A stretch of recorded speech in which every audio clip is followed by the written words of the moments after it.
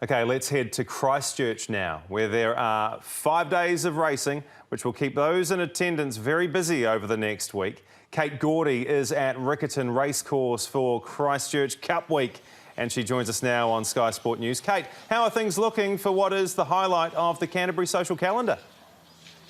Yes, absolutely perfect. Like you say, 5 days of racing, fashion, food and everything, celebrating everything that Christchurch has to offer, essentially. So there's 5 race days, and it all kicks off here tomorrow at Riccarton with the 2,000 Guineas. It's the premier race for our 3-year-old horses. And the favourite in the race is a horse by the name of Catalyst, and I'm joined by the trainer of Catalyst, Clayton Chipperfield. Clayton, we've just seen the horse have its final prep this morning. What are you thinking? Very happy with him. Troy couldn't be happier, and I've done my bit now, so it's just up to Troy and Catalyst now. Tell us how you got here. You've only been training seriously for a short time. Yeah, I have. 7 years ago, I finished up as Robert Piscott's foreman and decided to do my own thing, and breaking and pre-training was initially all I wanted to do, but I had the old horse of my own just to keep an interest and go to the races. But and one of my biggest clients was Rick Williams, from the Oak Stud, and Dick Carriman, but beginning of this year, Rick approached me and said, well, we might line a few more up if I was more than interested to have them, and he was on the first float that arrived, so, yeah. And tell me about his ride so far to this point. Oh, it's just been perfect, He's an absolute relaxed gentleman, and everything we ask of him, he's just improved every race. I mean, he's just winning better and better.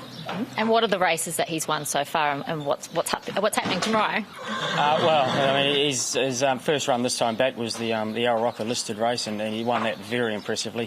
Then we went to Ruakaka 2 weeks later for a group 3 up there.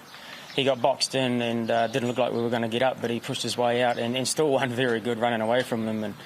And then 3 weeks later we went back to Hastings for the Hawke's Bay Guineas, and he just absolutely dominated in that race. And tomorrow's obviously the big Group 1, and it's the one we've been targeting, so it's not going to be as easy, but he's got to be going in with a big chance.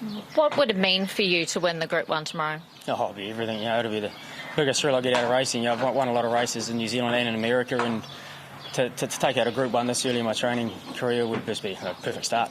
Well, best of luck. We'll all be behind you. Great, thank you.